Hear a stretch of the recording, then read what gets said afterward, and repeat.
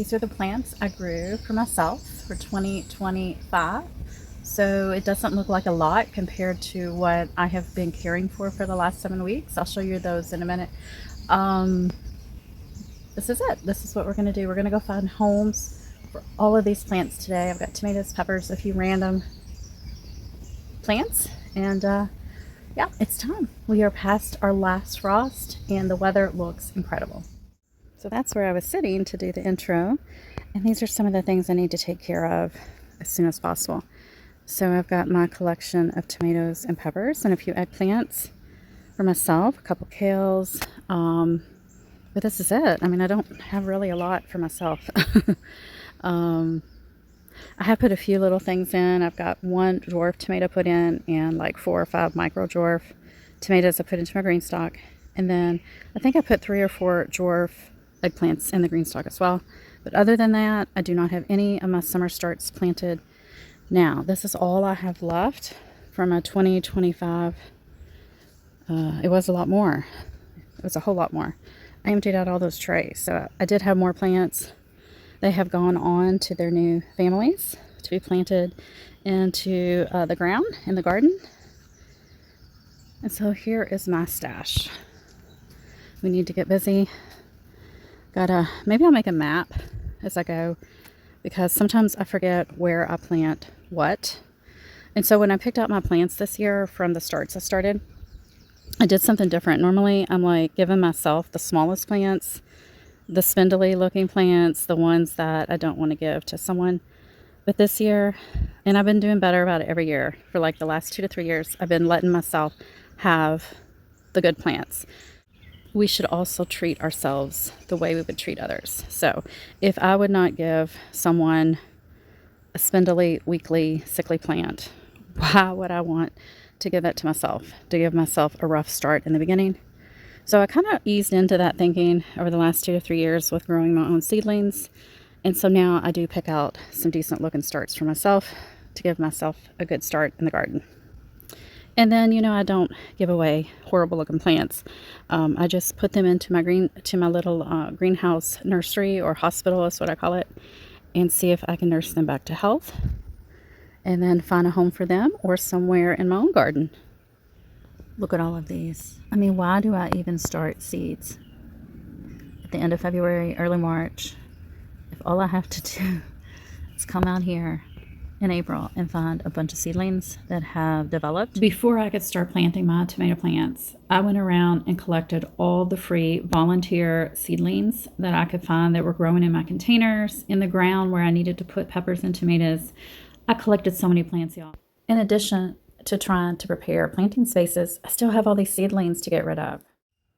Finally, I'm getting to planting my cherry tomatoes, and I usually like to plant those here in these 2x8 beds that I have with the cattle panel trellis overhead, and that's what we're going to do today. I have made a map. I've started a map. You'll see by the end of this video, it does not look like this anymore, but it's a nice guide to kind of give me direction. So I've got, goodness, well, I think I'll say it at the end what I've got on each side, because I'm not sure if I can talk that fast. But I just wanted to go over the quick details of how I plant real quick. Whole water, granular fertilizer, slow release in there, a little bit of backfill with the soil. And then for these big cherry tomatoes that are really elongated, I'm making like a trench, picking off all the leaves, laying the plant down into the trench. You can see a lot of the stem is going to get buried, and that's fine because roots will develop. I'm also going to pinch off all the fruits that are starting to develop because I want to focus on roots right now and not production of fruit. And this is how this guy looks. I always do a circle of Epsom salt around. That's what my great grandma used to do, and that's what I do. And I think it helps. I just do the Epsom salt at planting time. And then I got busy. I got this whole row planted with my cherry tomatoes, and I think it's going to be a great array of flavors here in this area. The very next day, I was able to get some more plants into the ground. I found a seedling left over from the plant I grew last year, which was Artisan Blush. But this knockout rose, this year we're going to have Foxfire Pink on both sides. You can see I got those guys into the ground. Wispy growth, beautiful elongated foliage. Beautiful, beautiful fruit. I'll put a picture right here. Stunning plant. I think it's going to look gorgeous with that red knockout rose. I can't wait to see the three of them together. And in my experience, doing an experiment last year, tomatoes can have a little bit of an effect as far as protection with the rose. And so now I've got my trio of amendments here. I'm going to work on this one container here on the right and put in a dwarf plant called Purple Heart. And so when I'm doing container tomato plants, I do started this experiment last year. It did help. I put in the granulated gypsum. Speaking of the gypsum, it's a couple days later. I'm getting some more tomatoes here in the ground. These are early girls.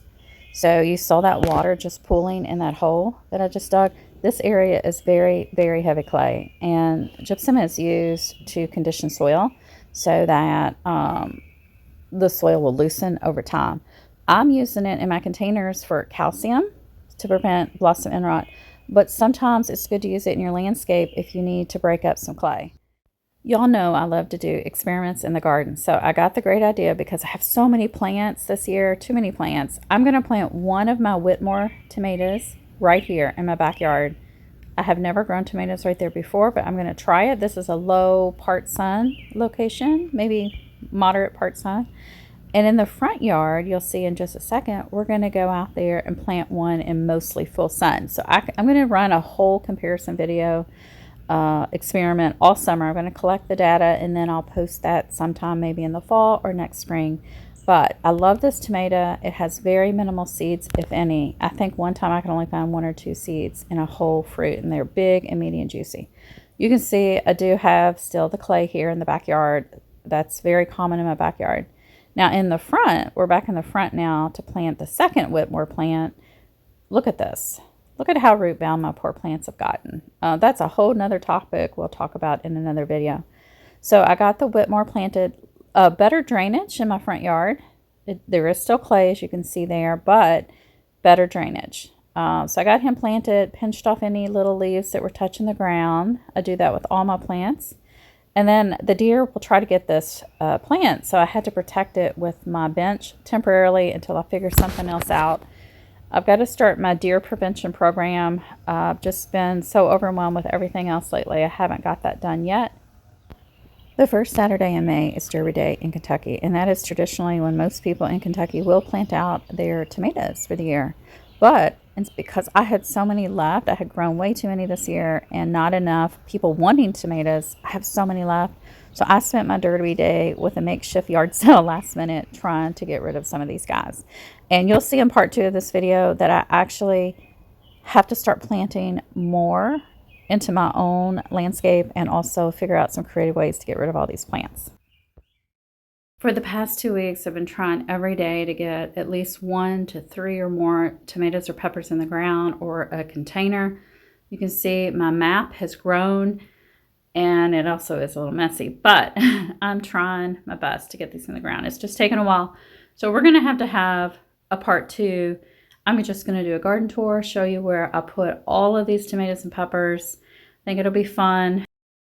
How are your garden plants coming along? Are your plants in the ground yet? Talk to you soon.